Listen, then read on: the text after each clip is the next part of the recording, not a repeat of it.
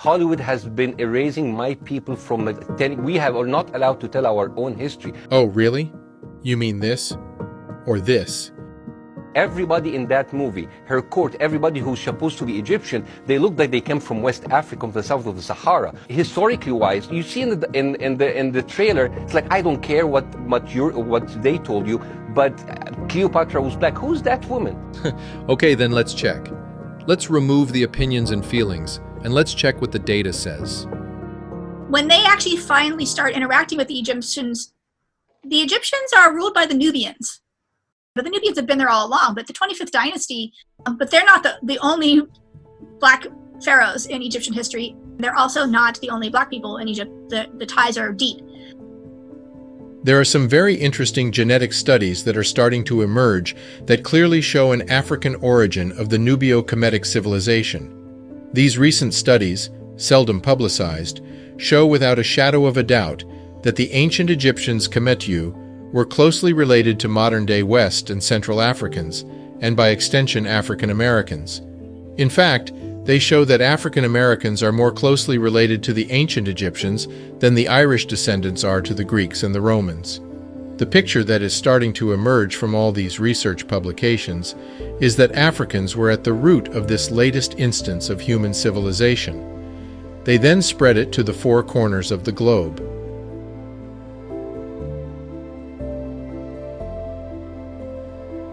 There are a few researchers in the community who are bringing a level of rigor to the field that is helping uncover many of these hidden scientific and historical discoveries.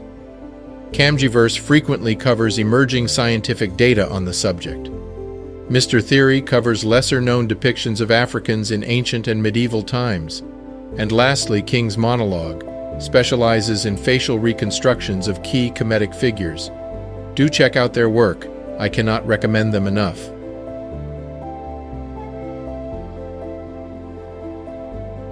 Before we begin, a word to the skeptics.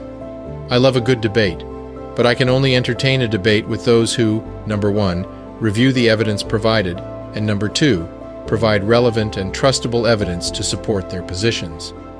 Also, you will note that the conclusions of the various studies in multiple fields, including genetics, are consistent and provide further support to the multitude of studies previously done in that regard.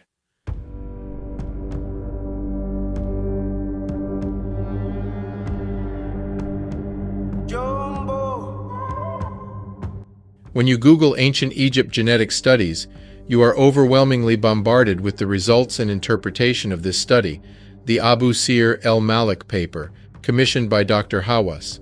But this study is completely flawed. Here is why. Number 1, it does not deal with ancient Egypt at all, as the period covered was a period in which Kemet had already ended. Number 2, the location of these mummies is at the frontier and not at the core of the Nubio-Kemetic civilization. Number 3, the sample size is dubious at best, or indicative of data manipulation at worst, which would be in line with the whole spirit of the study.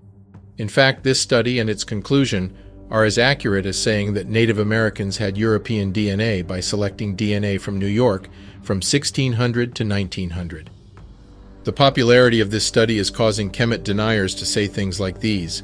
Here is scientific proof that ancient Egyptians weren't black. The Afrocentric movement claims that the great pharaohs were actually what they call black or Central Western African, and modern Egyptians are just the invaders. Here is why this is false. A study done in 2017 by 2 German universities examines the DNA of 160 Egyptian mummies. Concrete results were shocking. First of all, they found that the genes of ancient Egyptians resembled Eastern and Mediterranean people. What was even more shocking and ironic, they found that the mummies had 0 sub-Saharan African genes. Modern Egyptians had 15 to 20% African genes. That means that modern Egyptians are actually more black than their ancestors ever were. As we shall see, not only has she been misled, but her conclusion is, in whole, wrong. I strongly suspect that there is big money paying for this study to show up in any web search about ancient Egypt and genetics, to the point where even ChatGPT cannot give any answers about Egypt origins without quoting this study first. Maybe someday, if I have the time, I'll do some investigative work on this. For now, let us look at actual studies from really trusted sources and methodologies, and what they say about the Nubio-Kemetic civilization and its linkage to Africa.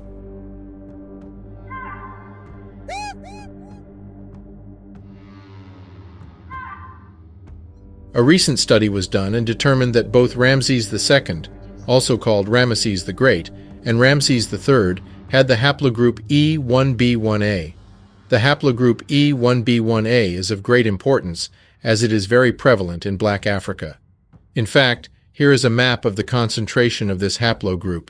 When you look at the origins of E1b1a and its dispersal patterns, it shows that it comes from Eastern Africa and then moves to ancient Egypt before coming back down to West and Central Africa. This is an important factor that I want you to remember because it will come back many times throughout this video study. Note that E1b1a is often referred to as M2, so haplogroup E1b1a is the most common haplogroup in Africa. It is also the most common Y-DNA haplogroup for current-day African Americans. That is logical since African Americans predominantly come from Western and Central Africa. One of the most revealing pieces about this paper is that its original aim was in fact to gather more evidence on the harem conspiracy. This was the plot set in motion by the minor wife of Ramem III, Queen Tai, who complotted to kill the king and install her son king. It is in the process of investigating this assassination attempt that research happened to find out that Ramses III and Ramses II both had the Black African haplogroup E1b1a. So you can imagine their surprise when the results showed both Black African. With Zahi Hawass as one of the main author and sponsor, you can understand why the confirmed ethnicity of these two kings hasn't made it to the front page. So what does this all mean? Well, it means that if you saw Ramses II walking down the streets in the US today, you would classify him as an African American. Here are some of the European and Middle Eastern depictions of Ramses II. But how was Ramses II depicted by contemporary artists and artists that he himself, the king, commissioned? Full lips, broad nose, kinky hair, dark brown skin. No other person has that phenotype and can be classified as a Caucasian or an Asiatic. But even more telling is that most African Americans share the E1b1, a haplogroup wink Ramses II. Also, I want you to notice that we are talking about the late period in the Nubio-Kemetic civilization. That means we are talking about the end of the kingdom. Kemet lasted for 3,000 years, and as you get towards the late period, immigration in the delta and invasions increased. But the core of Kemet remained so black that Herodotus himself, in the 5th century BC, described the ancient Egyptians, the Kemetu, as, quote, black skin with woolly hair. And we are just getting started. This study is rarely mentioned by, quote, Egyptologists, end quotes. If it was just these two kings, we would rest our case immediately. But there is another recent study that is also very telling of the makeup of ancient Egypt royalty and their linkages to Africans south of the Sahara, and by extension African Americans.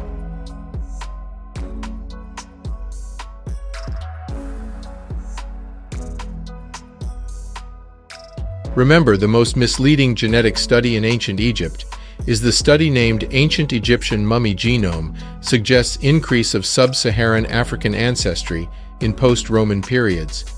It is often referred to as the Abu Sir el-Malik study. It is that study that we discussed earlier in the video. We have discussed how its methodology and its conclusions are not only misleading, but downright in opposition of the truth.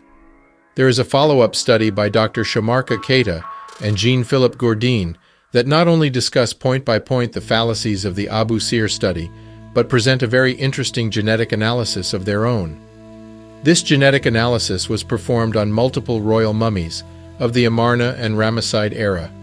This is the same era that gave us King Tut and the beginnings of monotheism. More videos coming on this, but for now let's take a look at the genetic makeup of these mummies and their cultural affiliations.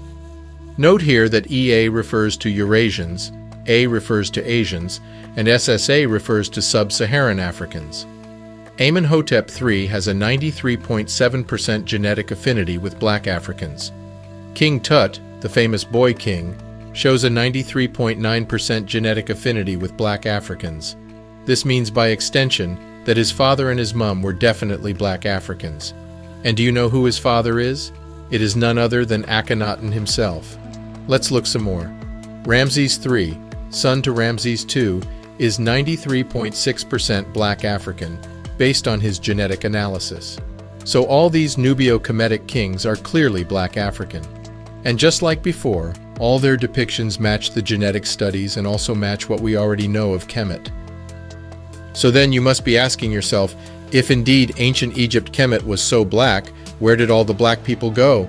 And is there any genetic evidence of their migration? This is exactly what this next study reveals.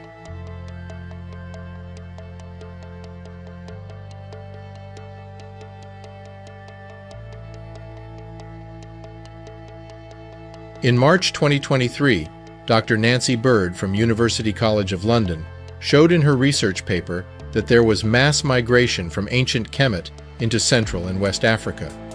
This migration corresponds to the oral history given by the Bamileke people. The numbers on the arrows indicate the sequence of migration as you go back in time. As you can see, the arrival of the Arabs after the 7th century caused the mass migration of population from ancient Kemet towards Western and Central Africa. From there, the population disperses in various directions towards Cameroon, Nigeria, Congo, Ghana, Mauritania, Mali, Sudan. This pattern is also repeated in Morocco and Western Morocco, indicated by the OR number 5, and Tunisia, arrow number 6. What it seems to show is that the arrival of the Arabs caused mass displacement of Africans back into the interior of the continent.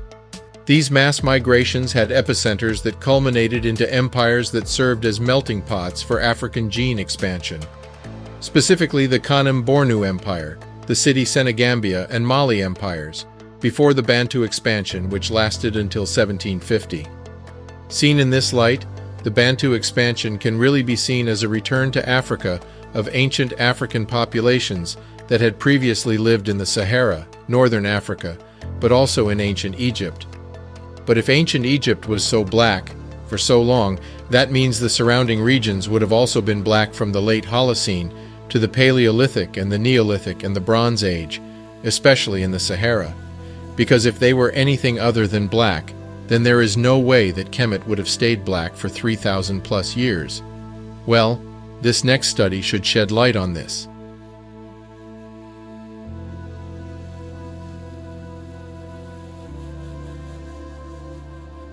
In 2018, a team of researchers from the University of Rome in Italy, led by Eugenia Donanasio, found some outstanding facts about the makeup of the Sahara when it was green.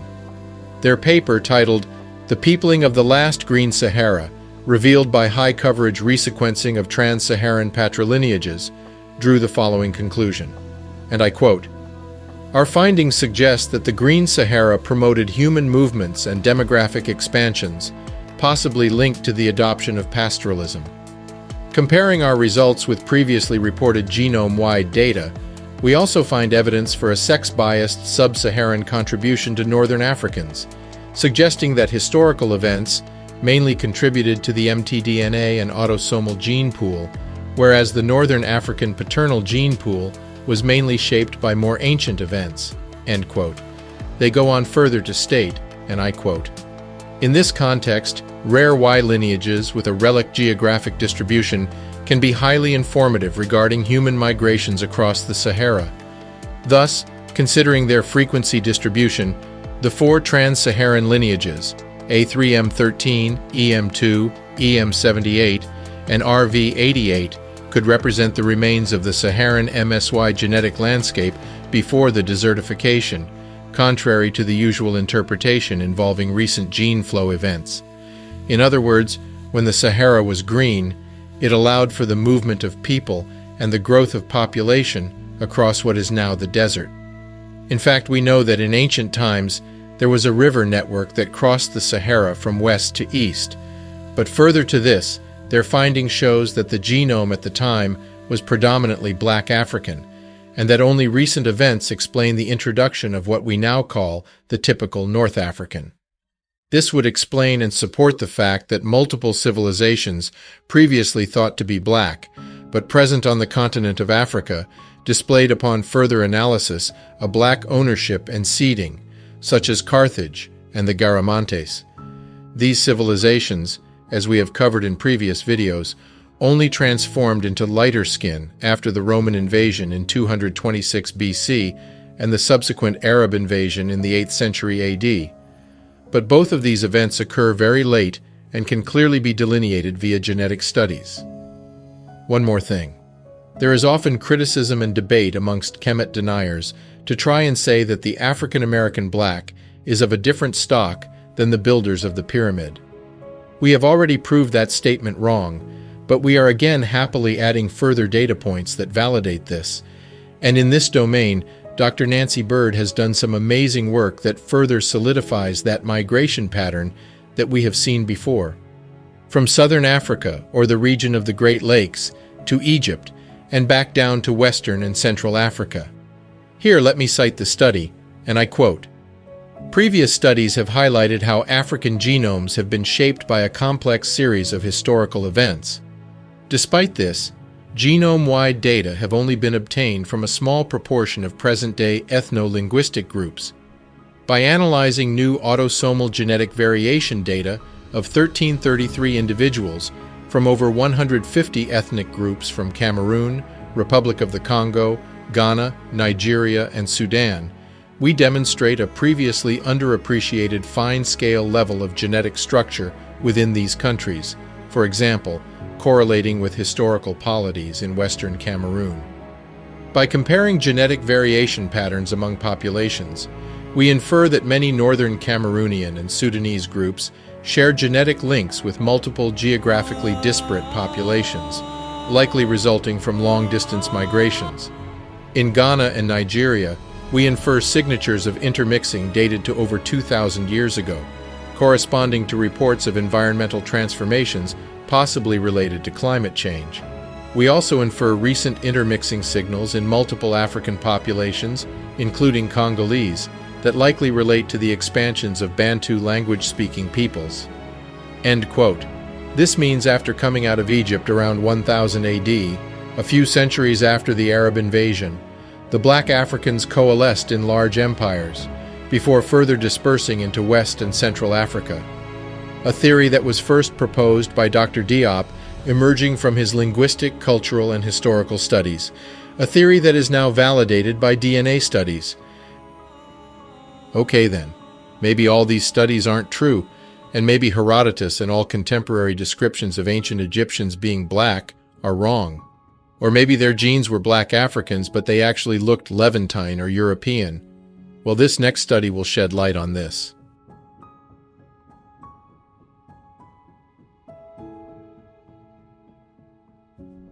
Dr. Tsuneshiko Hanihara is a Japanese anthropologist who has studied the cranial variation of human populations around the world.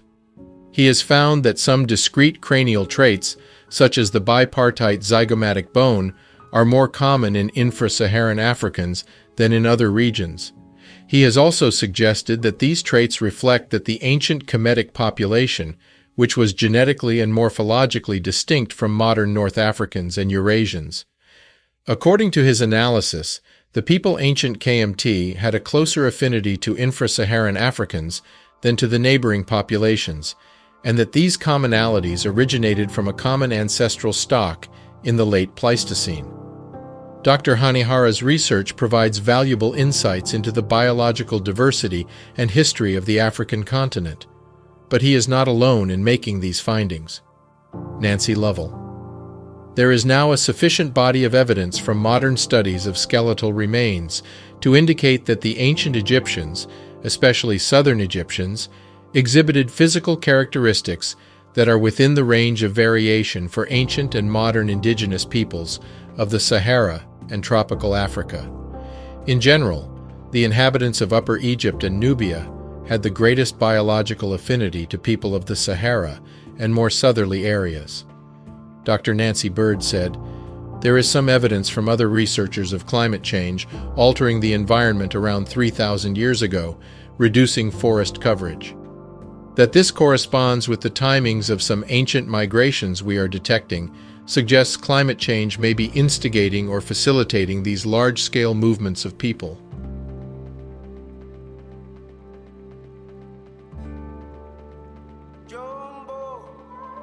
So they had black genetics, of the same lineage as Pan-African black populations today. They were described by their contemporary as black Africans. Their depictions by Romans and Greeks show that they were black Africans of the same stock as African Americans today, and even their cranial remains shows that they were black Africans. To add to this, we have seen how misleading studies have been introduced into the popular lexicon to cause the masses to believe the exact opposite of what truly transpired. But there are more interesting studies and linkages that further validate our point. Schistosomiasis is a parasitic disease caused by blood flukes, trematodes, of the genus Schistosoma, S. It is well documented that Schistosomiasis hematobium was endemic in ancient Egypt. Infection was diagnosed in mummies 3,000, 4,000, and 5,000 years old. And guess which populations today are most affected by and carry Schistosoma hematobium? You guessed it, black African populations. See for yourself. In fact, so much so that it has made it across the Mediterranean and is prevalent in black majority countries in the Americas. We can also see it in the evolution and migration of Schistosome hematobium. African schistosomes have evolved in the region of the African Great Lakes, from where they have been spread along the Nile, red arrow. It is likely that the schistosomes have been dispersed to West Africa in the course of the Yoruba mass migration, orange arrow, and further to Central and South Africa in the course of the Bantu mass migration, yellow arrows. Originated in the Mediterranean region, A. duodenale has been introduced into North India in the course of the Aryan mass migration, blue arrow. Now let's get to the fun part of our study. Let's take 15 kings from ancient Egypt, and let's see what they actually look like. And we will pick from all periods of the Nubio-Kemetic civilization from the start to the end.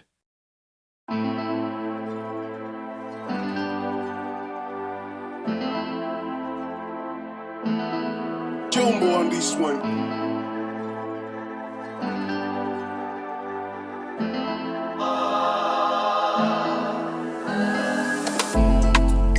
Let's start with some rulers from the Old Kingdom.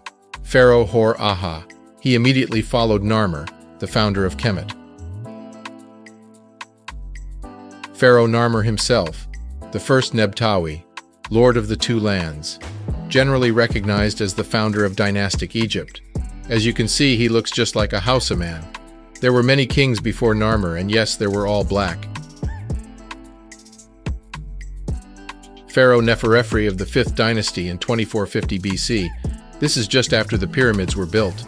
Does he look remotely Levantine or European? It isn't even close. Pharaoh Pepi I, also from the Old Kingdom, but a little later in 2332 BC. Remember, people and researchers of ill repute will come up with all sorts of vague arguments to say the people of the Nubio-Kemetic civilizations were not black Africans. But these depictions of the kings in their own eras are so lively, beautiful, and strikingly black that they would be instant TikTok celebrities today. But alas, Pharaoh Djedefre, 4th dynasty. I mean, see for yourself, look, you don't even need a DNA test for this guy. Also, if you have some time, check out his pyramid. By the way, we did an extensive video on how the pyramids were really built. You should check it out. And this is Pharaoh Khafre, also from the 4th dynasty. He built the 2nd pyramid of Giza. As you can see, he is unmistakably black. If someone would like to debate that he could be Levantine or European, I would love to hear that argument. Now let's look at pharaohs from the Middle Kingdom. This is Pharaoh Amenemhat III from the 12th dynasty, 1814 BC. Pharaoh Sesostris III, also from the 12th dynasty.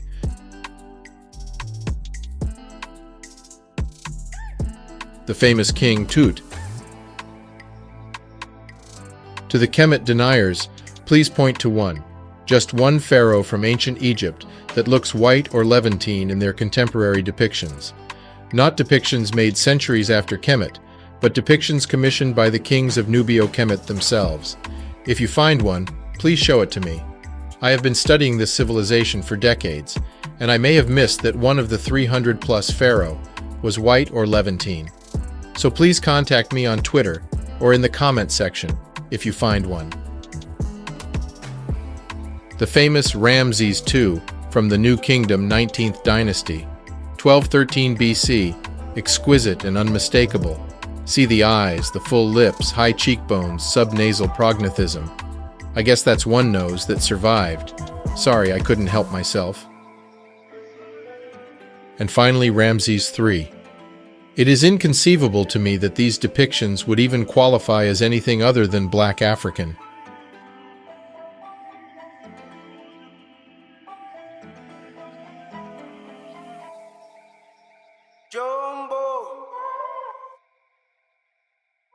If the ancient Egypt civilization was a Levantine civilization, then we would expect to see significant Levantine genetic signals as we go further back into the early pages of Kemet, and increased Levantine signals as we get towards the epicenter. But this isn't what we see at all. In fact, anthropologist Eric Krubezi undertook extensive genome mapping of a large number of mummies located in the Adaima necropolis. These mummies dated from 4000 to 2600, so a period covering pre-dynastic Kemet and leading up to the pyramids building. Findings from Adaima necropolis. A study from French anthropologist Eric Krubezi at the site of Adaima in Upper Egypt, dating from around 4000 to 2700 BC, revealed significant insights. Analysis of mummies found at this site showed they belonged to the mitochondrial DNA L0F, most commonly found in southern Black African groups like the Sandawe people of Tanzania. The skulls and teeth of these mummies were also similar to those of Black Africans, particularly the Khoisan people.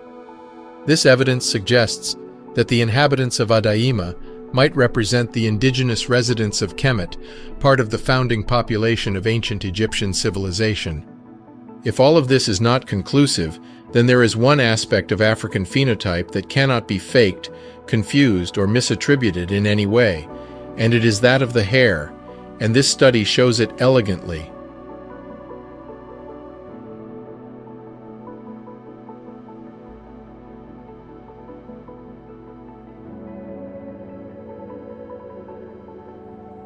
Struhal's study, conducted in the 1970s, focused on analyzing the hair of pre-dynastic Egyptians. Using a trichometer, he measured the minimum and maximum diameter of the hair shafts. The study found that the hair indices of pre-dynastic Egyptians ranged from 35 to 65. This index is a measure of the cross-sectional diameter of hair strands, which can indicate hair texture. The indices suggested that the hair texture of these ancient Egyptians was very kinky. This finding is significant as it provides insights into their physical characteristics and potentially their genetic ancestry. To put these findings in context, modern human hair averages are between 60 and 110 micrometers, with lower numbers indicating kinkier textures.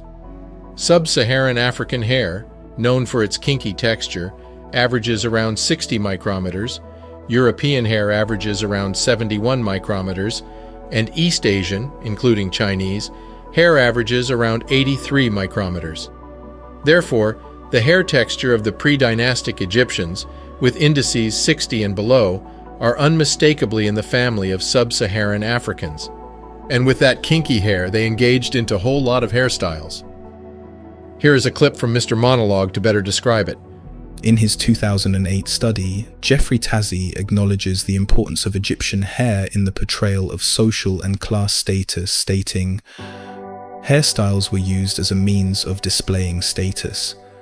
An institutionalized canon for hairstyles was established, coinciding with the creation of administrative institutions. These codified hairstyles continue to serve as the norms for identifying members of the administration or signs of authority." Tassi acknowledges 6 major styles used consistently for ethnotrichological distinction from the Predynastic to the Middle Kingdom. These styles are shaved, which is basically bald; cropped, which Africans identify as a shape-up; short round and curly, which is essentially an afro; the tiled style, which is short twists, and the bob, which is slightly longer twists, are found commonly amongst the Afar tribe of Ethiopia. The shoulder-length bob, which is long twists, can be found amongst the Maasai of Kenya. And finally, the tripartite style, which is full-length twists or individual locks of thin to medium size, is a universal African trend. Other styles acknowledged are the globular, the swept-back, the side plait, and the duplex buffant plaited, which are all basically variations of these aforementioned styles. The hairstyles used by the Kemetic infantry and villagers, which you will find in widespread use amongst the Oromo.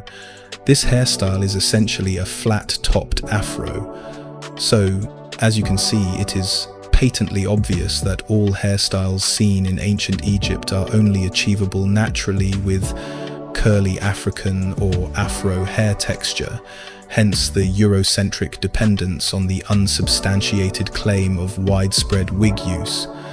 You will note a total inability to cite any remotely Asian, Eurasian or non-African hairstyles throughout dynastic Egypt. This fact remains a troublesome inconvenience for modern dissenters of the obvious African origin of Nile Valley civilization.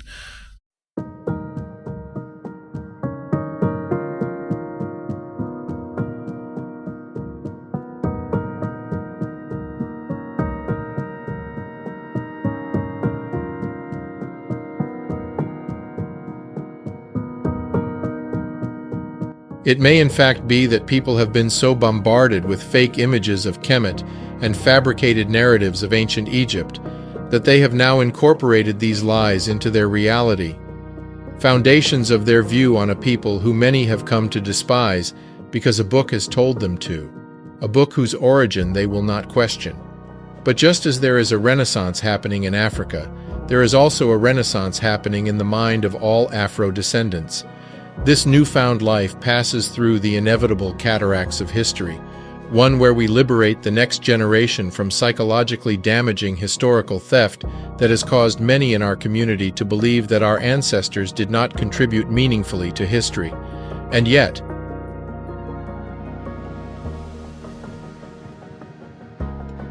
don't miss our previous episode where we show how Africans created the science of mathematics, along with all its key concepts, and spread it to the four corners of the globe. Also, don't miss our special on Hannibal and the Carthaginians, where we go over all the evidence that shows that Carthage and Hannibal were indeed black.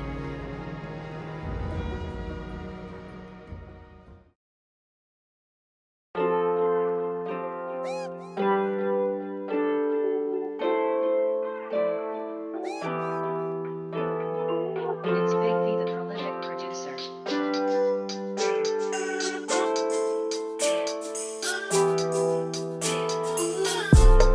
So what excuse do you have this time? You couldn't hit the like and subscribe button because you were driving? Shame on you.